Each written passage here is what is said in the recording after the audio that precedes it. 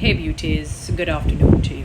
Alright, I'm not one generally to infringe on people's personal choices or their fun, so long as it's not something really unlawful, something evil, something sinister, malevolent or so, vitriolic.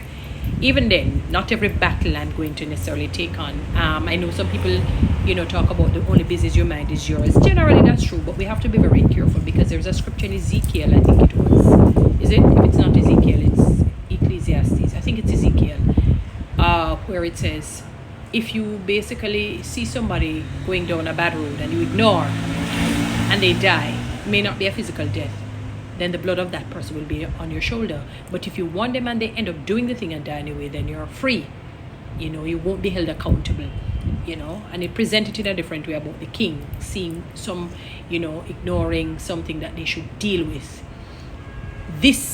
In this case, these particular instances that they are in tandem with each other, that I think is something that we should deal with, because we can't just ignore all infractions or misconducts, unwise behaviors, offenses that can be deemed as unlawful. One of the categories that I just mentioned. This one I wouldn't say, or two of them, maybe one may hit the law in a sense and the other maybe in terms of wisdom or the lack thereof. All right, let's start with I don't even know which one is more serious than the other in a sense. Let me just start here.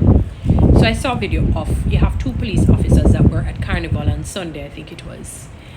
And they were standing, I guess making sure that all runs smoothly, that there are no infractions committed, no form of upheaval is done, or if anything should start that is negative, then they would stop it. But they, and I'm not sure what directive is given to them, because I remember there was some time ago at a carnival, one kind of started to dance and the individual was held accountable naturally because he's kind of breaching his job description.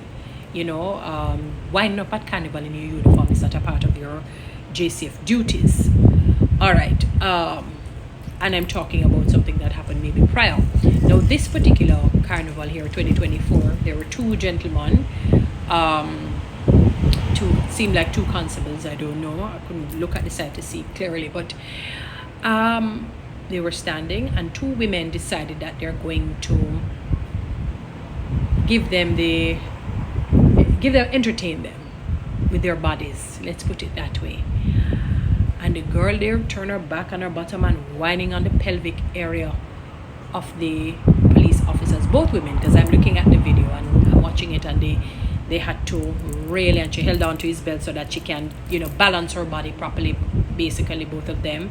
And, they're whining on him and rubbing up her bottom area on his pelvis area, where his penis is, and whining, turning her around intermittently, looking at him and enjoying herself and so on.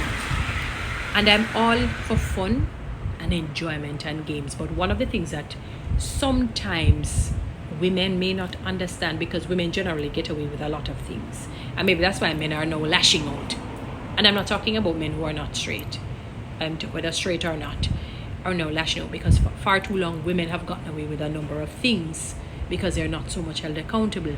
Because I'm going to say, if the roles were reversed, oh my God, the men would have been held accountable. So let's just say there were two women and a man came and started to, before me even could have finished, dog would have eat him supper, him would be charged, oh my God, pulled away. When them come and beat up on him, it would not, that women, we don't need to argue that.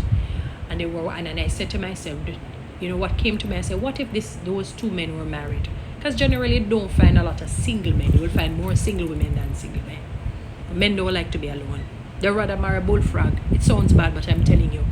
I read an article where psychologists say a man can even marry somebody that they don't even love, because they prefer to be alone with somebody than to be alone, because maybe the person can help take care of his needs that he doesn't want to stress about or he's not wired to do. He could have so the men could actually be married. They could have girlfriends, and so on. They could have girlfriends. They could be maybe even Christian men, you know what I mean? Part of a church. Not because they go to carnival, they're doing their duty. Maybe that is what, you know, their department has contracted them to do. They're there to man the place, not necessarily enjoy. So it doesn't mean because they're a Christian they wouldn't get to go. They might say, boy, Sarge or whoever is the SYC, you know, or their supervisor may not, they may say, well, it's not available, so we need you. You know, so many different things, because not all Christians have inhibitions to do certain things if their job requires them, because the job in and of itself is a secular job, it's not a religious job, you know. So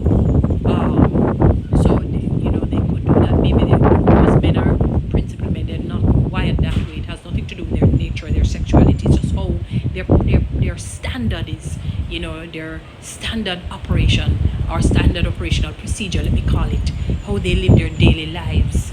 There could be somebody who not like it, and if they had to stand there, don't move a muscle, so to speak, because the moment they look like they're going to get into it, then they will be held accountable and not the young women. You see how life is unfair? Ladies, we don't think that way. Because had roles been reversed, the men could even stay a few seconds there longer. They would have been charged, probably get some knock up and beat up. The other thing that I'm disappointed in, and I heard the KCMC,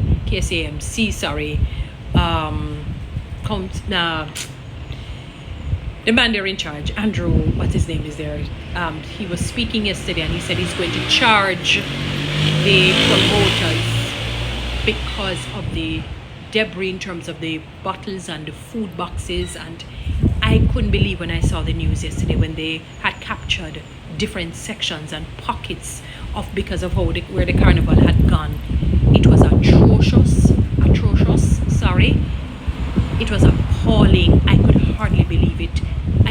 I said this cannot be real, because I'm assuming that this could not have been a first off situation, because we must know that at carnival people are going to eat and drink.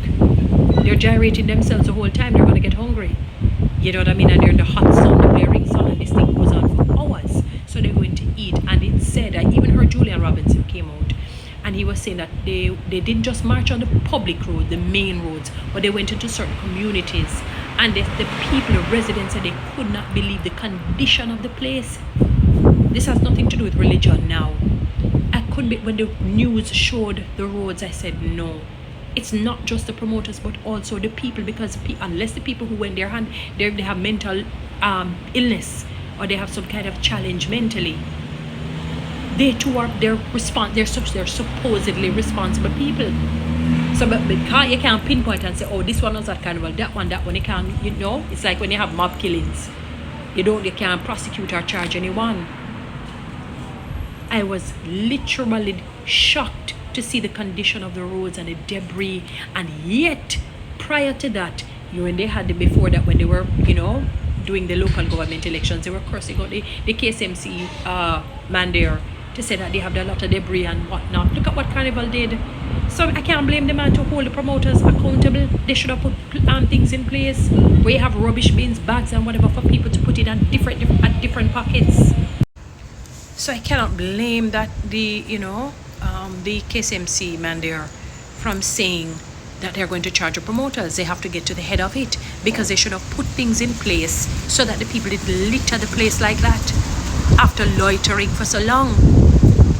It was atrocious, it was horrible, it was appalling. I couldn't believe it. And when Julian Robinson, that it's not only on the main roads but in people's places, where it's, you know, on the private roads or whatever it is that you want to call those roads. The KFC boxes, the paper, the bags, it looked really bad, like a Riverton dump yard. It looked horrible. I couldn't believe it. Come on, man, people who participated in carnival, you have to do better. It is like somebody come into your home and defecate, urinate, and not just in the toilet, they do it on the toilet seat and on the ground, and don't flush it, don't clean it up and leave it. That is how it looked, in a sense, to me. That's the best way, although you didn't see feces on the literal roads. It looked bad. It looked really bad. Come on, Jamaicans. No man, not to do better than that, no fun and enjoyment. You don't have fun and enjoyment and leave people places like that and then you go home. That's wrong. I have a problem with that. Because if somebody comes to your home and use the bathroom, you would not want them to defecate in your toilet and leave it unless you know they tell you that it can't be flushed. If they urinate, you know, can you imagine they do that on your ground? Come on, that was bad. That was really, really bad. But so it go. Guys, follow me on TikTok, subscribe to my YouTube channel.